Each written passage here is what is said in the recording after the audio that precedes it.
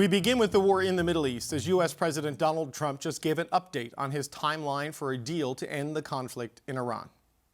So right now, I don't want to rush it because you guys are, trying to make us look as bad as possible. I don't want to rush it. I want to take my time. We have plenty of time, and I want to get a great deal. I want to get a deal where our nation and the world is safe from lunatics with nuclear weapons. I can only tell you this, it'll end. I don't think it'll be very long, by the way.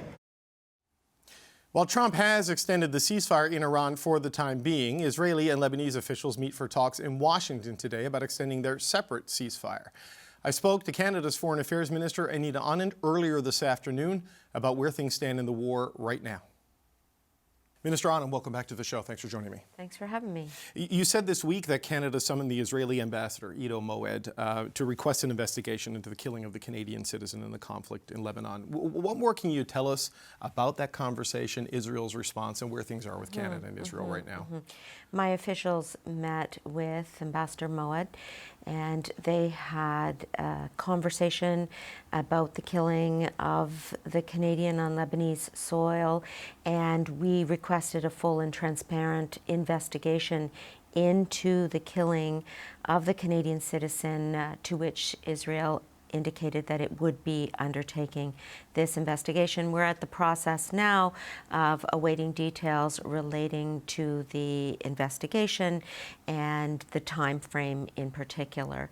So we'll be following this extremely closely. Okay, this was Mohammed Hassan Haidar, if I'm pronouncing the last name correctly, but this is the third summons of Israel in less than a year, right? Canadian aid worker Jacob Flickinger, he was killed during a strike in Gaza. I mean, what actions are you contemplating here? I mean, I know you've requested the investigation, but are sanctions on the table? Is further action there because of what Israel's military has done here? Well, we have issued no permits for military exports to Israel since January 2024 under our permits regime. And we are continuing to ensure that we support humanitarian causes in the region as a whole, including over $400 million in humanitarian support to Gaza, as well as a recently $40 million support for humanitarianism in Lebanon. And so what we are trying to do in our foreign policy across the Middle East is to ensure that we are addressing the various points of fragility, while also ensuring that we're standing up for the interests of Canadian civilians, and in this case, ensuring that this investigation was requested and will occur. Right. The permits on the military exports predates these events, of course. So other than asking for the investigation, there's nothing further contemplated as we're having this conversation. Am I correct in understanding that? Well, David, diplomacy is a process by which we are constantly reevaluating how we can address the issues that arise, especially as they affect Canadian citizens. And so that investigation is one item. And in addition, I'll point to the leaders' statement, of which Canada was a part, relating to the situation in Lebanon, where the leaders of several nations called on Hezbollah to disarm, as well as Israel to observe the territorial integrity of Lebanon. Those are important points in terms of international law, and they're points that will continue to follow. Okay. As we speak, and who knows, it may change by the time you leave the studio. The ceasefire, the president said the ceasefire with Iran has been extended, but we've seen seizures of ships, some firing on ships. The Strait of Hormuz opened, closed, on and off. Today, though, Israeli and Lebanese envoys are preparing to meet in Washington. What is your sense of where things stand overall in trying to stabilize this latest conflict in the region? So, to take a step back, this is the second round of negotiations between Israel and Lebanon, the officials of each country in the United States. That's a very positive development, and we are very hopeful that it will lead to a permanent ceasefire. In addition, let's not forget the ceasefire that's in place, at least temporarily, vis-a-vis Iran. I spoke with my Pakistani counterpart. He's based in Islamabad, the host of these talks in the negotiations over the weekend, and then communicated with him again this morning. And they're very hopeful that the second round of Islamabad talks will occur with all parties at the table so that we can see a permanent ceasefire vis-a-vis Iran as well. Are you hopeful, though? Because the earlier part of this week, they couldn't even agree on whether there was going to be a meeting, whether they're going to talk. The initial round of talks, they referred to them as a marathon, but it was 21 hours, which, if you've ever negotiated a collective agreement, it takes, 21 hours is a short sort of stage of bargaining. So when you look at that and the confusion, the lack of trust, the sort of shifting strategic goals, how optimistic is Canada that this can be resolved quickly? I take the point in terms of the volatility of the situation, including in the Strait of Hormuz. I will say that the intention of the Pakistani counterpart with whom I've been in contact is to ensure that the parties get to the table, and that's very much a goal that Canada supports as well. For weeks, I have been stressing the importance of de-escalation, of regional stability, including in the Gulf states that are subject to retaliatory attacks, as well as the importance of civilian life preservation, as well as the infrastructure that keeps civilians safe, such as hospitals.